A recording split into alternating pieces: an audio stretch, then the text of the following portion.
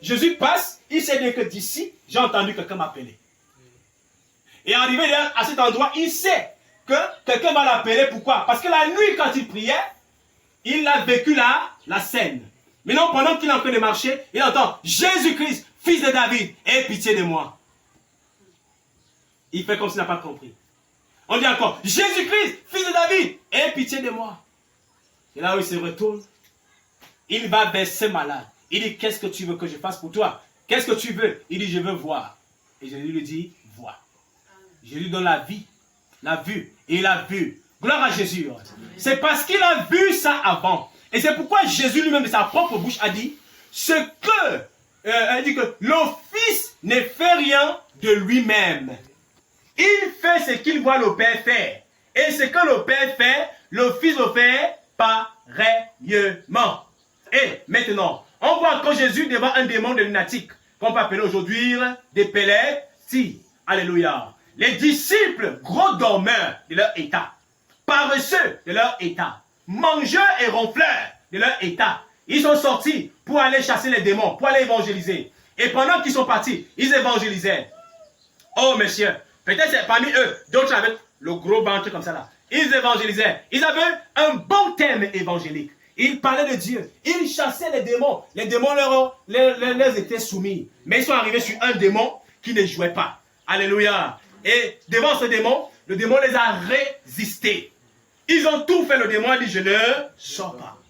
Et maintenant, ils ont ramené, ils ont laissé le monsieur là-bas. Ils n'ont même pas fait connaître à Jésus que, ils n'ont pas dit à Jésus qu'il y a un démon qui les a dépassés. Pourquoi? L'orgueil.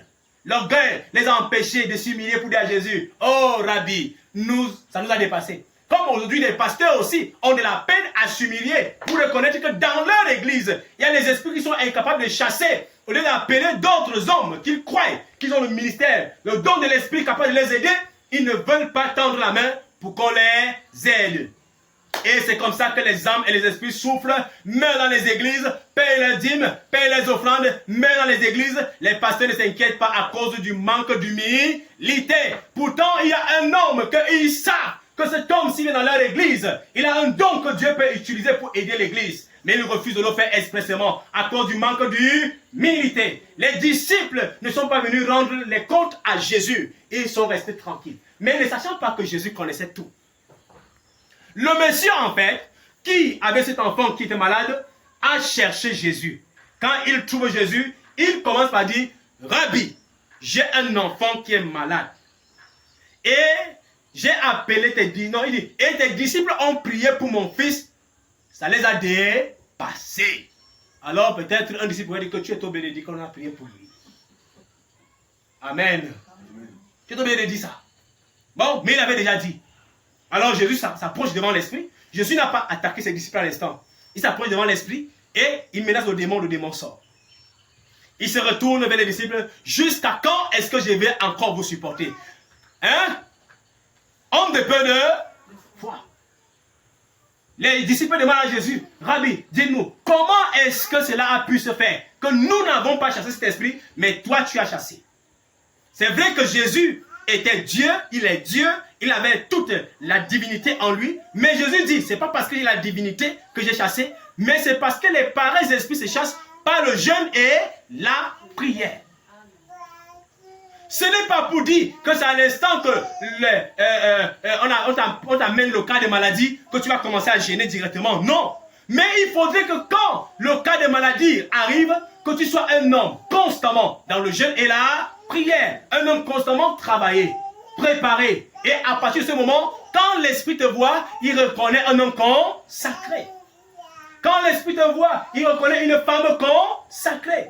Quand l'esprit te voit, il reconnaît Christ en toi. C'est Christ en vous qui fait en ce que les démons sont soumis. C'est Christ en vous qui fait en ce que les malades guérissent. Aucun démon n'a peur d'un homme, mais le démon a peur de Christ dans l'homme.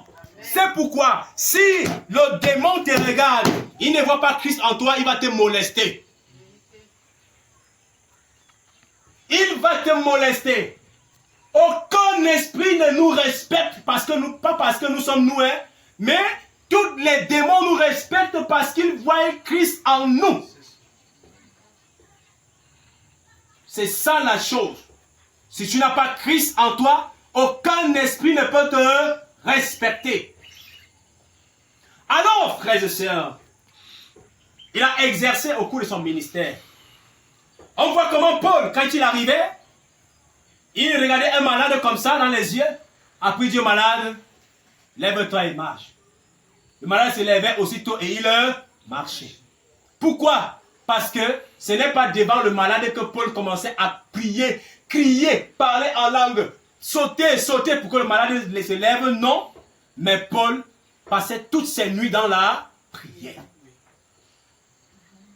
D'où nous parlons de l'intimité, de la relation avec Dieu. Chaque chrétien, en fait, ce n'est pas à l'église qu'on vient faire une relation avec Dieu, mais à l'église, on vient porter, on vient connaître comment établir une relation avec Dieu. Quand vous venez à l'église, c'est pour apprendre comment établir une relation avec Dieu. Et quand vous rentrez chez vous, établissez votre relation avec Dieu. Un chrétien doit avoir, bien aimé, sa conduite, sa relation propre avec Dieu. Il doit être organisé dans son christianisme. Un chrétien doit être organisé dans son christianisme. L'église, on vient seulement écouter la parole qui nous redresse, qui nous bénit, qui nous encourage. Mais le reste du travail, on le fait où? À la maison. Ce n'est pas en 2 heures de temps le mercredi, 2 heures de temps le vendredi, 3 heures de temps le dimanche que tu pourras devenir un costaud chrétien. Jamais. Mais ces 7 heures de temps viennent compléter chaque chrétien chez lui. Devrait savoir. Moi, votre pasteur, quand je me retrouve devant un cas, depuis un certain moment, vous le savez, je n'ai pas à crier. Je n'ai pas à parler longtemps. Vous le savez, n'est-ce pas? Amen. Je n'ai que à croire. Je dois seulement croire ce que je dis. Pourquoi?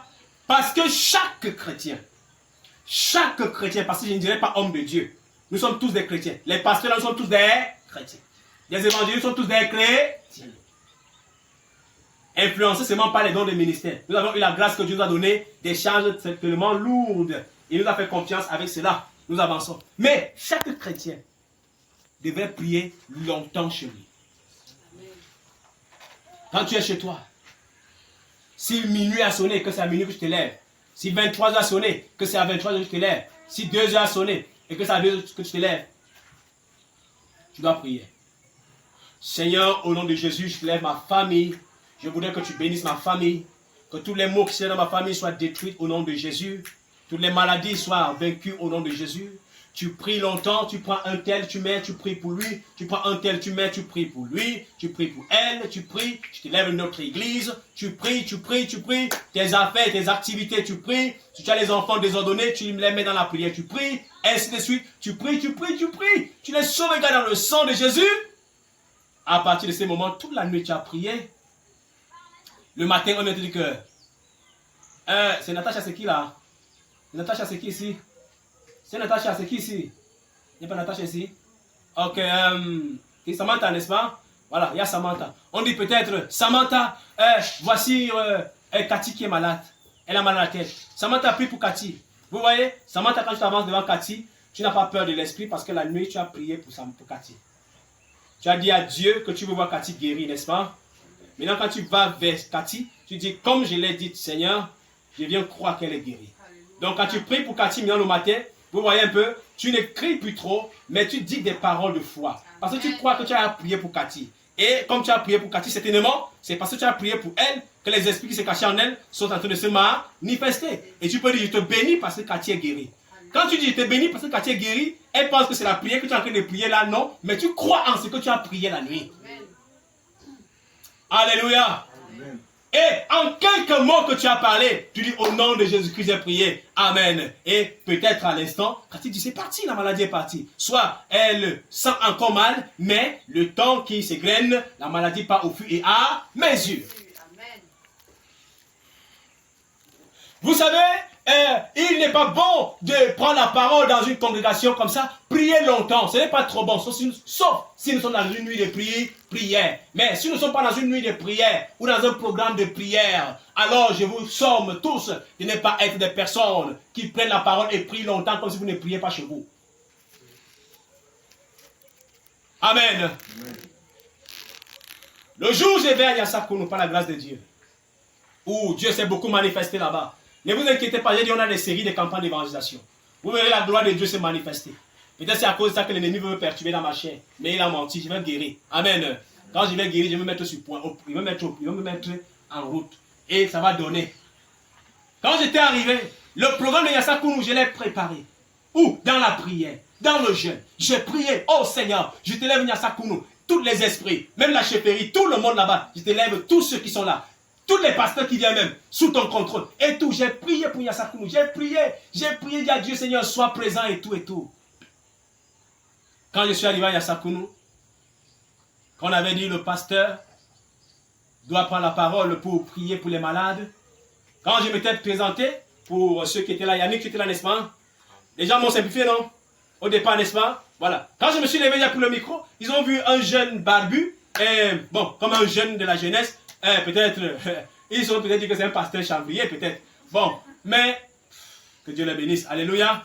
Mais j'étais dans mon système, tout simplement. Je n'étais pas déconcentré. J'étais quelqu'un qui croyait en ce que j'ai demandé à Dieu.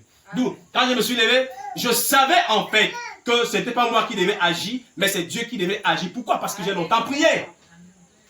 Et maintenant, mon objectif n'était pas de commencer à crier sur les gens à Yasakuno. Quand j'ai pris la parole, qu'est-ce que j'avais dit? N'attendez pas que les gens tombent et s'enroulent. Il ne vient pas faire le white man show. Vous comprenez ce que je dis? N'attendez pas à voir les gens commencer à tomber, crier. Wah, wah, wah. Je sais moi tel non. N'attendez pas ça. Je ne suis pas dans ça. Et je n'aime même pas ça. Vous comprenez ce que je dis? Je n'aime même pas ça. C'est vrai que ça arrive souvent quand j'ai pris pour certaines personnes. Mais j'ai dit, croyez et excusez-moi. Dieu m'a donné l'audace. Et j'étais audacieux ce jour. Et j'ai osé. Je leur ai dit, je ne veux pas seulement parler du Dieu de la Bible qui était autrefois, mais je veux que la Bible s'accomplisse ce soir. Je leur avais dit, la Bible en fait va être réelle ce soir. Amen. Amen. Les guérisons qu'on a dit que Paul a guéri, Pierre a guéri, qui se limitent seulement à la Bible, si Dieu est Dieu, nous verrons ces guérisons aujourd'hui. Alors, quand j'ai demandé aux gens de venir, des personnes avaient même du mal à se lever au départ. Mais laissez-moi vous dire, quand j'ai prié pour les 4-5 premières personnes, tout le monde voulait entrer sur la ligne de prière parce qu'ils ont vu Dieu manifester dans un homme. Ils ont vu Dieu se manifester dans un homme. Et excusez-moi de vous dire, je ne priais pas pour quelqu'un pendant 1 minute ou 1 minute 30. Si j'avais trop fait, c'était 45 secondes. J'ai vu Paul parler. En 2 secondes, les gens ont guéri. J'ai vu Jésus se retourner et dit ta foi t'a sauvé. Est-ce que c'est une prière d'1 heure de temps? Non. Est-ce que c'est une prière de 30 minutes? Non. Ta foi t'a sauvé. Ce sont les secondes. Ta foi t'a sauvé. Voilà toute une prière. Quand on peut dire que Jésus a prié, non. Jésus, vous voyez, il disait des mots. Il n'avait pas peur de l'esprit. Parce qu'en fait, le chrétien, je vois souvent des gens prier, jusqu'à s'agenouiller devant l'esprit. S'agenouiller devant, prier, supplier même finalement. Non, ça c'est le bébéisme. C'est le manque de préparation. Et même si ces gens disent qu'ils ne se préparent assez, c'est le péché qui va les tuer. Parce que souvenez-vous aussi, ce qui peut empêcher la prière d'être efficace, c'est le péché. Ce qui peut empêcher la prière dans vos vies d'être efficace, c'est le péché. Quand la Bible déclare que Dieu n'exauce pas Dieu n'exauce pas la prière des pécheurs. Ce jour, frères et sœurs, des gens ont reçu. Qu'est-ce que je serai en train de vous dire ce soir? Je serai en train de vous dire, bien-aimés, si vous voyez un homme dit un mot en 5 secondes, la lèpre pas, sachez que la personne, la nuit, les nuits, c'est nuits habituelles. Il a prié plus de 8 heures de temps chaque nuit. Si vous voyez un homme se lever, dit un mot, et on voit les choses changer, c'est un homme, chaque nuit, qui prie plus de 10 heures de temps, 4 heures de temps, 5 heures de temps chaque nuit, de ces jours. 2 heures chaque nuit de ses jours. Chaque nuit de la journée, de ses jours, autant pour moi. Quand il se lève, il prie. Quand il se lève dans la journée pour prier, vous allez remarquer ça sur sa façon de faire. Il n'a pas à rester longtemps sur un esprit. Parce que vous devez savoir